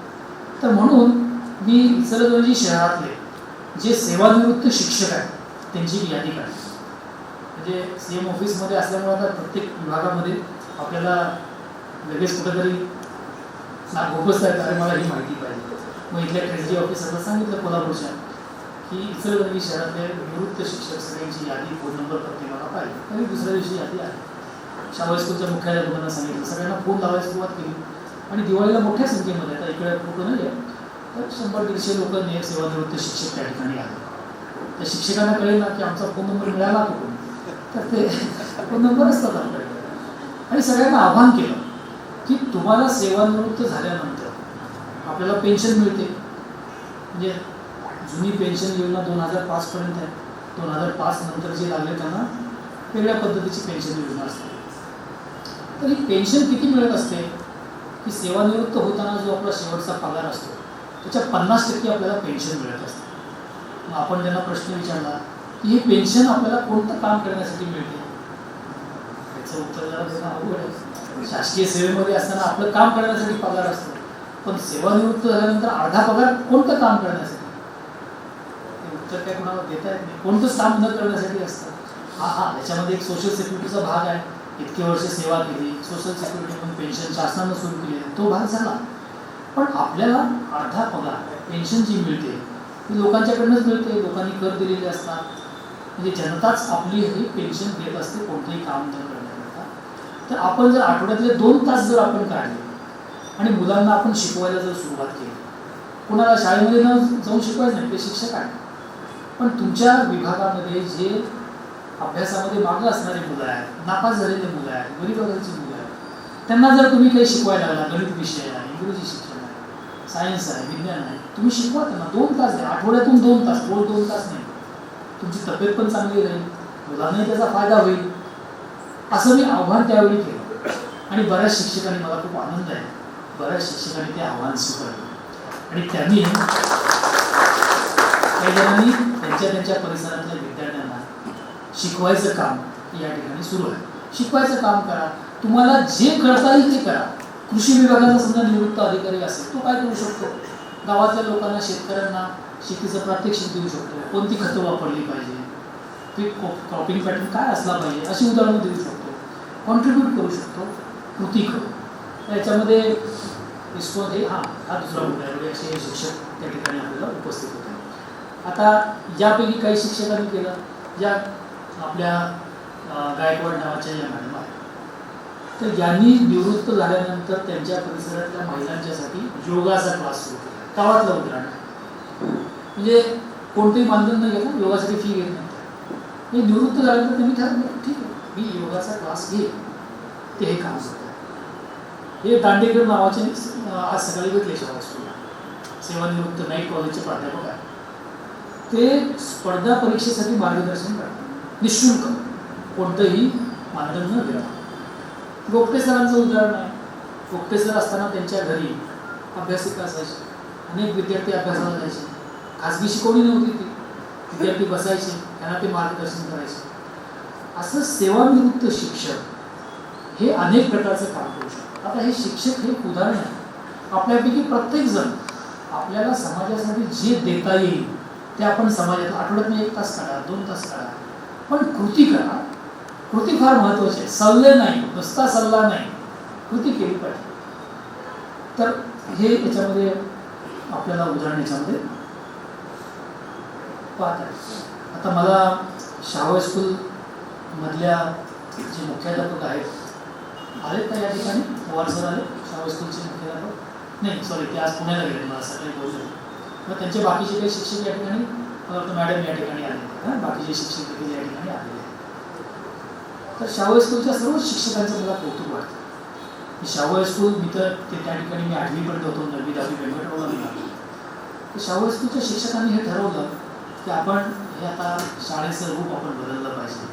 शाळेचे निकाल मागच्या वर्षी 100% लागला, आता मागच्या वर्षी परीक्षा नव्हती म्हणून 100% लागला असं काही म्हणते, पण ते म्हणतात यावर्षी देखील 100%च लागला. आणि हे सगळे शिक्षक म्हणतात त्यांनी मनावर घेतलं. ते विद्यार्थ्यांच्या घरी जातात, जादा तास घेतात आणि त्यांना शिकवतात. ठरवलं तर आपण हे निश्चितपणे याच्यामध्ये करू शकतो. एक संकल्पना आपण त्याच्यामध्ये मांडलेली आहे की आमचे विद्यार्थी फक्त अभ्यासामध्येच असले नसते. मी शाहू स्कूलचं उदाहरण यासाठी देतो की शाहू हायस्कूल एक प्रातिनिधिक स्वरूपामध्ये नगरपालिकेची शाळा आहे. या ठिकाणी गरीबघराची मुलं असतात. बाकी शाळेमध्ये या ॲक्टिव्हिटी चालतातच, प्रश्नच नाही. पण इथे जास्त गरज आहे म्हणून मी त्याच्याकडे लक्ष देतो. तर शाहू हायस्कूलमध्ये एक विचार असा आला की शाहू स्कूलचे विद्यार्थी ठीक आहे 100% निकाल लागला, काही विद्यार्थी 90%च्या वर असणार आहे, पण सर्वच क्षेत्रामध्ये ती पुढे गेली पाहिजे. शिक्षण हे फक्त मार्क मिळवण्यासाठी नाही आहे, सर्वांगीण विकासासाठी. म्हणून आपण 5 शिक्षक त्या ठिकाणी मानधनावर लावले. तर 5 शिक्षक म्हणजे कसे? एक स्पर्धा परीक्षा मार्गदर्शन करायचं, हे वेगळे आहेत, हे निःशुल्क शिकवतात. स्पर्धा परीक्षेसाठी मग NTS परीक्षा असेल, स्कॉलरशिप परीक्षा असेल, यासाठी ते शिकवतात. एक खेळासाठी आहे की आपले विद्यार्थी खेळासाठी जिल्हा पातळीवर, राज्य पातळीवर, नॅशनल लेवलला केलं, त्यासाठी ते करतात. एक कॉम्प्युटरसाठी करणारे या ठिकाणी शिक्षक या ठिकाणी. एक कला शिक्षक आहे, असे आणखी एक शिक्षक संगीताचे शिक्षक, असे 5 शिक्षक. ते कलेचे शिक्षक सुद्धा सकाळी भेटले, अतिशय सुंदर हस्ताक्षर त्यांचं, खूप आवडतं. ते फळ्यावरचं उदाहरण तर म्हणाले इतकं सुंदर अक्षर माझं असतं तर काय झालं असतं, इतकं मला असं वाटतं. खूप सुंदर अक्षर, तर ते मुलांना हे शिकवलं. आता हे सगळे शिक्षक खरं तर शासनानं रेग्युलर पोस्ट निर्माण करून दिल्या पाहिजे, पण नाही, शासनाकडनं होत नाही. पण ठीक आहे, मगाशी मी सांगितलं ना, थांबायचं नाही, शासन नाही करत ना, आपण एकत्र येऊ. या 5 शिक्षकांना लावलं आणि त्यांना मानधन दर प्रत्येक शिक्षकाला 10,000 रुपये आपण देतो. 50,000 रुपये रोज आपण उभे करतो. कोणाकडून? आपल्या सगळ्याच्या. या डोनर आहे, हे मदत करणार आहे. आम्ही सगळं जे आहे ग्रुप आम्ही तयार केलेला आहे. हे मागं आपल्याला त्यांना कल्पना आमदार वगैरेंना कल्पना हे इचलकरंजी गावातले जे शासकीय अधिकारी आहेत, मूळची येथले आणि वेगवेगळ्या पदावर काम करत आहेत, त्यांचा एक आम्ही गट तयार केलेला आहे, आम्ही इचलकरंजी ग्रुप. तर आम्ही गावासाठी जे काही करता येईल अधिकारी म्हणून ते आम्ही करण्याचा प्रयत्न करत असतो. आम्ही देखील वर्गणी करून काही शिक्षकांचा मानधन आपण देत आहे. तर माझी असं सगळ्यांना आव्हान आहे की आपण देखील ज्यांना इच्छा, आपण अशा कामामध्ये फक्त शाहू स्कूलच नाही, गावातल्या विविध उपक्रमामध्ये ज्यांना मदत करता येईल ती मदत याच्यामध्ये आपण याच्यामध्ये केली पाहिजे. आता मदतीचं उदाहरण देतच आहे, तर एक उदाहरण मला मर्दा साहेबांचं या ठिकाणी द्यावं असं मला वाटतं. मर्दा साहेबांच्यासाठी जोरदार आपण सकाळी ते शाहू स्कूलमध्ये सुद्धा आलेले. शाहू स्कूलच्या आम्ही त्यांना विनंती केली की आपल्याला संगणक महत्त्वाचं आहे. शाहू स्कूलमध्ये संगणकाची लॅब नाही आहे, कॉम्प्युटर लॅब नाही आहे. आता मुलांना लहानपणापासूनच संगणक ओळख असली पाहिजे. काय करता येईल? त्यांनी 11 लाख रुपये शाळेसाठी आणि कॉम्प्युटरची लॅब त्या ठिकाणी सकाळी त्यांनी सांगितलं. याशिवाय आणखी काही असेल तर मी मदत करायला तयार आहे. ही कृती किती महत्त्वाची आहे. या कृतीतून आपण समाज परिवर्तन करू शकतो. मुलांचं शैक्षणिक पुढचं भवितव्य जे आहे ते उज्ज्वल करू शकतो, अशी याच्यामध्ये ताकद याच्यामध्ये आहे. आता हे सगळं पाहिल्यानंतर मग प्रश्न येतो, हो सर मी मागं जातो. मला या ठिकाणी जे आणखी काम करतात त्याच्यामध्ये उदाहरण द्यावं असं वाटतं की शाहू हायस्कूलचे माजी विद्यार्थी. म्हणजे एखाद्या कामामध्ये किती लोक येऊ शकतात. असं आमचा आम्ही इचलकरंजी ग्रुप आहे, शाळेतले शिक्षक आहेत, हे उदाहरण फार शाळेचं आहे. तसं शाहू हायस्कूलचे माजी विद्यार्थी त्यांचा देखील एक ग्रुप आहे. या ठिकाणी नदाप आहे आणि बरेच जण आहेत. हां, सकाळी साहेब आलेत का? सकाळी साहेब पण आलेले, राजू देखील आलेले आहे, आलेले आहे, सगळे आलेले, आपण पण आलेले. तर या माजी विद्यार्थ्यांनी चर्चा अनेक वेळेला केली. आज देखील मी त्यांच्यासमोर 3 प्रोजेक्ट ठेवलेले आहेत की माजी विद्यार्थी शाळेसाठी काय करू शकतात, काय कृती करू शकतात. त्यांना मी सांगितलेलं आहे, ते काम करतच आहेत ऑलरेडी.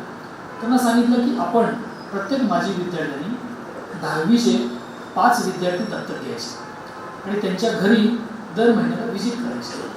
आणि त्यांचे पालक म्हणजे कसे आहेत, कामगार आहे, मोलमजुरी करणारी, घरकाम करणारी त्यांची आई आहे, अशी कामाला जात असते, अशी कुटुंब आहेत. एका वस्तीतले 5 कुटुंब घ्यायची. दर महिन्याला ते मेंटर होते. हा एक मेंटरशिप प्रोग्राम आहे. ॲज अ मेंटर म्हणून त्यांनी काम करायचं आणि त्या कुटुंबाला मदत करायची. त्यांना सांगायचं, अरे बाबा मुलांना मुलींना शाळेला वेळेवर पाठवा. कामावर तर काही जणांना पाठवतातच, मुली आईसोबत जाते धुणं भांडी घासायला. मुलगा लग्नाचं वाढपी म्हणून या ठिकाणी खूप मोठ्या प्रमाणामध्ये आहे शाहू हायस्कूलची मुलं. त्यांना निदान परीक्षेच्या कालावधीनंतर यांना पाठवू नका, विनंती करायची. काय आर्थिक मदत पाहिजे का, नुकसान होतं का, हे आम्ही देतो, घ्या, पण मुलाला शाळेमध्ये पाठवा. असे हे काम शाहू हायस्कूलचे माजी विद्यार्थी करत आहेत. तर ते आणखी पुढे करणार आहेत. हा पहिला प्रोजेक्ट त्याच्यामध्ये आहे. दुसरा प्रोजेक्ट सांगितलेला आहे करिअर गायडन्सचा सांगितलेला आहे की जे शाळेमधले विद्यार्थी जे असतात त्यांना 10वी नंतर पुढं काय करायचं हे बऱ्याच वेळेला माहिती नसतं. तर महिन्यातनं एखादा उपक्रम जे वेगवेगळ्या फील्डमध्ये काम करणार आहेत त्यांनी तिथं जायचं आणि ते त्या ठिकाणी काम करायचं आणि त्यांनी मार्गदर्शन करायचं. आता ही संकल्पना आता माझा मुलगा आणि सुनबाई या ठिकाणी आलेला आहे. त्यांनी त्यांची आसुदे फाउंडेशन नावाची एक संस्था सुरू केलेली आहे. ते औरंगाबाद जिल्ह्यामध्ये महानगरपालिकेच्या शाळांमध्ये काम करत आहे. तर एकदा व्यंकटेशने आली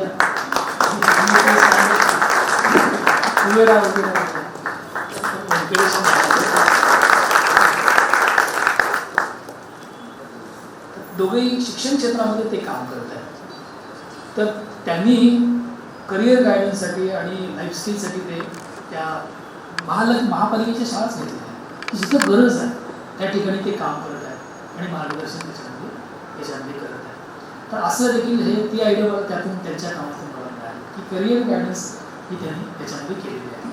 आणि तिसरा उपक्रम जो मी सांगितलेला आहे की सगळं, आणि हे सगळं आपण आपल्या लेवलला करू शकतो, शासनाची नगरपालिकेची वाट बघायची गरज नाही. तिसरा उपक्रम की आपल्याला एक्सपोजर दिला पाहिजे, मुलांना बाहेर नेलं पाहिजे, दाखवलं पाहिजे कामकाज कसं चालतं, आपण काय करू शकतो, सहली आयोजित करू शकतो. असं काही दिवसांनी आपल्याला ठराविक पिरियडिस्टिकली आपल्याला जाण्यासाठी आपण याच्यामध्ये हे केलेलं आहे. तर हे जे हे आहे हे शाहू हायस्कूलचे माजी विद्यार्थी एका कुटुंबासोबत काम करणार असा हा ग्रुप आहे. आता हा शेवटचा आहे, मला वाटतं वेळ खूप झालेला आहे, मी याचा शेवट आटोपतो घेत आहे की आपण काय करू शकतो. शेवटी मला असं माझी एक सवय आहे की व्याख्यान देताना काही वधवून घ्यायचं की केवळ व्याख्यान हे व्याख्यान राहू नये, त्यासाठी कृतीशील विषयच असा आहे की कृतीशील सहभाग. तर आपला सहभाग सुद्धा काय असू शकतो आपण तो करावा. आणि आपण जर मला एक 6 महिन्यांनी किंवा 4-5 महिन्यांनी मला जर फोनद्वारे किंवा पत्राद्वारे ईमेल जर कळवलं की आपल्या व्याख्यानानंतर मी ही कृती करायला सुरुवात केलेली आहे, मला खूप आनंद होत आहे. तर आपण याच्यामध्ये काय करू शकतो. तर हा फोटो जो आहे तो खारुताईचा दाखवलेला आहे की आम्हाला काम जे आहे ते फार मोठं अपेक्षित नाहीच आहे, छोटंसं काम.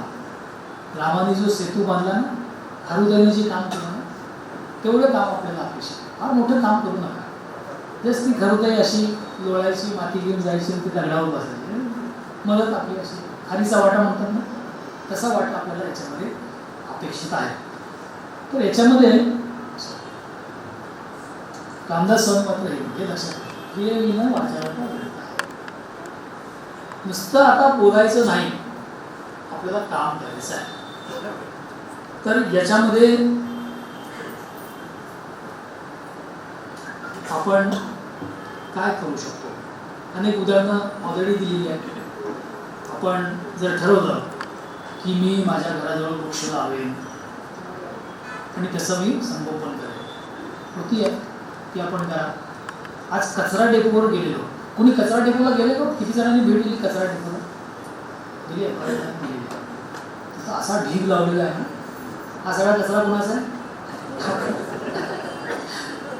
रोज 80 मेट्रिक टन एवढा कचरा, 80 मेट्रिक टन. एक टन म्हणजे किती किलो? 1000 किलो. असे 80 मेट्रिक टन रोज कचरा आपण सगळा तयार करतो आणि कचरा तिथे जातो. तिथे कचरा बघितला ना असा मिक्स स्वरूपाचा, प्लास्टिक तर प्लास्टिकच प्लास्टिक आहे.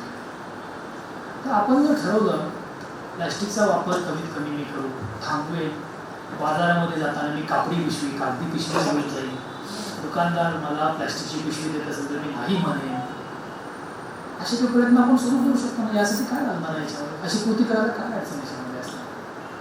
कचरा घरी मी सेग्रिगेशन करेन, ओला कचरा, सुका कचरा. घंटा गाडी येते ना आपल्यासमोर, म्हणतात ना ते, तिथं त्यांना जर 2 वेगवेगळ्या टोपल्या आपल्या घरामध्ये जर असतील, ओल्या कचऱ्याची, सुका कचऱ्याची, तर आपण त्यांना देऊ शकतो, वेगळा करू शकतात.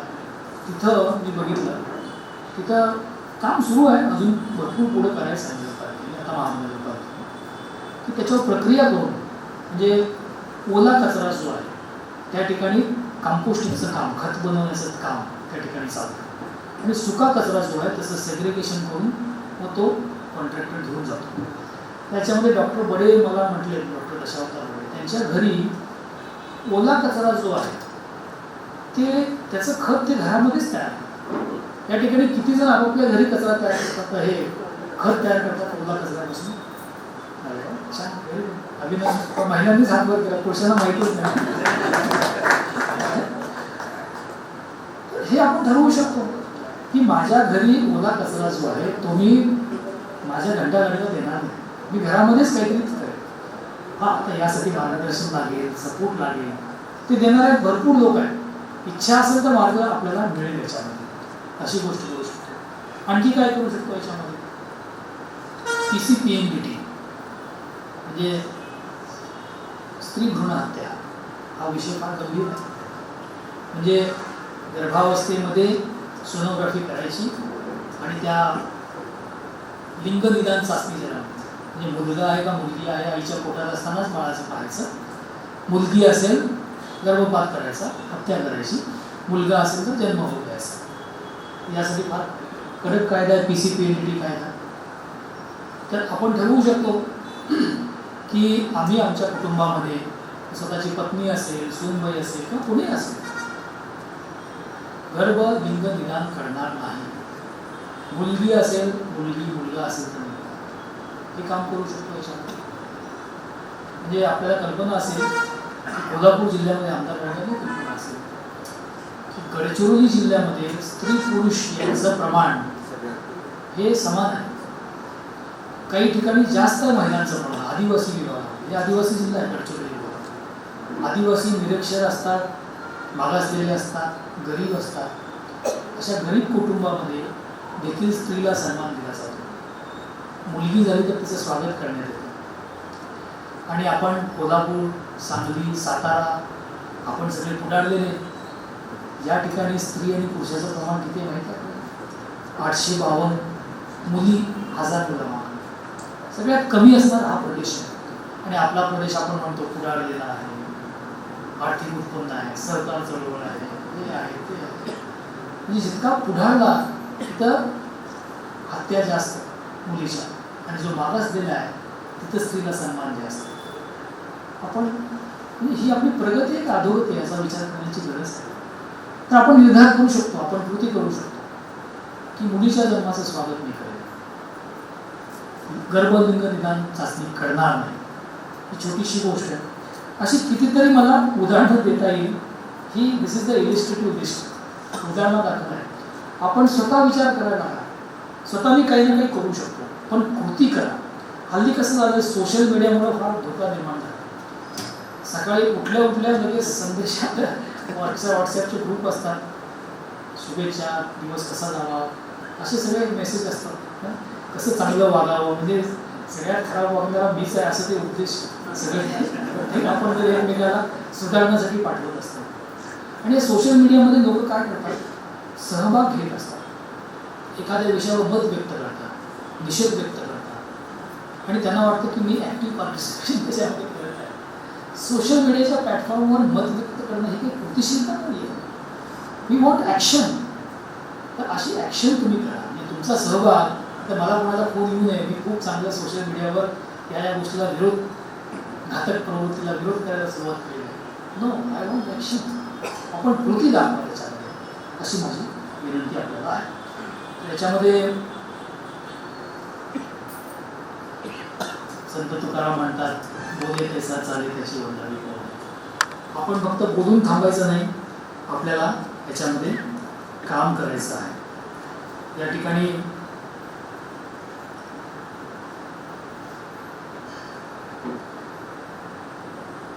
मी मगाशी सांगितलं की, सुरुवातीलाच सांगितलं की अनेक ऑर्गनायझेशन आपल्या या इचलकरंजी शहरामध्ये, अनेक संस्था आहेत, अनेक व्यक्ती या ठिकाणी काम करत आहेत आणि स्वतःहून काम करत आहेत. याचं चांगलं नेटवर्किंग सुद्धा होण्याची गरज आहे.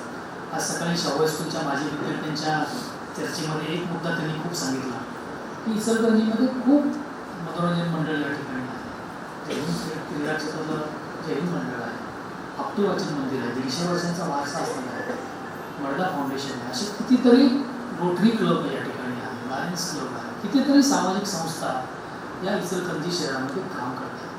पण यांचं काम हे हातात हात घालून आहे का आयसोलेटेड आहे याची मला कल्पना नाही. तर एक सजेशन असं आलं की एखाद्या दिवशी आपण नाट्यगृहामध्ये बसू, सर्व संस्थांना बोलू आणि आपण काय काम करत आहात आणि काय आणखी हातामध्ये हात घालून आपण काम करू शकतो त्याबद्दल चर्चा करावी. तर तसाही एक उपक्रम आपल्याला निश्चितपणे त्याच्यामध्ये घेत आहे.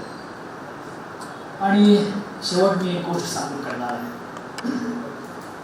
की बऱ्याच जणांना गोष्ट माहीत पण असेल की अकबर आणि बिरबलाची गोष्ट आहे. एकदा अकबर बादशाह बिरबलाला विचारतो की आपल्या राज्यामध्ये प्रामाणिक लोक किती आहेत. बिरबल लगेच उत्तर देतो, आपल्या राज्यामध्ये एकही प्रामाणिक व्यक्ती नाही. बिरबलाला असं कसं शक्य आहे, एक तरी असेल. मग लगेच बिरबल पटवून देण्यासाठी कृती करून दाखवायचं, काहीतरी एक्सपेरिमेंट करून दाखवायचं. मग बिरबल म्हणतो ठीक आहे, मी दाखवतो तुम्हाला प्रूव्ह करून की एकही व्यक्ती प्रामाणिक नाही.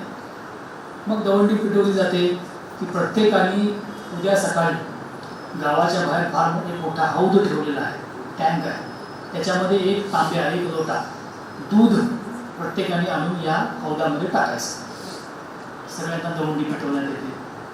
काय राजाची आज्ञा म्हणजे पाळलीच पाहिजे. दुसऱ्या दिवशी सकाळी जायचं असतं दुधाचा एक तांब्या घेऊन.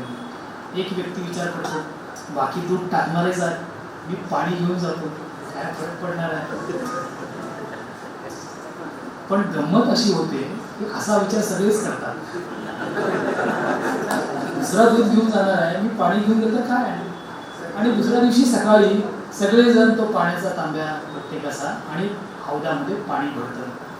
बिरबल बादशाला घेऊन जातो, बघतात तर काय सगळं पाणीच असतं. बिरबल म्हणाल मी सांगितलं होतं एकही प्रामाणिक नाही. या गोष्टीचा मतिकार फार महत्त्वाचा आहे की समजा त्या गावातल्या एका व्यक्तीने जर ठरवलं असतं की मला काय सांगितलं दूध घेऊन जायचं ना, मी दूधच घेऊन जाणार, बाकीचे पाणी घेऊ दे, मला काय घेणं नाही. आणि समजा तो खरं एकटाच दूधवाला असता आणि बाकी सगळे पाणीवाले असते, तर काय झालं असतं. तो हौद काही दुधाचा बनला नसता ना एका तांब्यामुळे. पण त्या पाण्याला एक पांढरी झालर आली असते आणि ही पांढरी झालर म्हणजेच समाज परिवर्तनाची सुरुवात आहे. छोटं छोटं काम आपण प्रामाणिकपणे करा. समाज परिवर्तन करायचं म्हणजे काय, क्रांती करून अस्तित्वातली समाज व्यवस्था उलटापालट आपल्याला नाही करायची. फार सोपी वाक्य समाज परिवर्तनाची. आपल्याला समाज असा घडवायचा आहे की ज्या ठिकाणी सर्वजण आनंदाने, आरोग्यदायी, शांततेत राहू शकतील. यालाच आपण समाज परिवर्तन म्हणतो.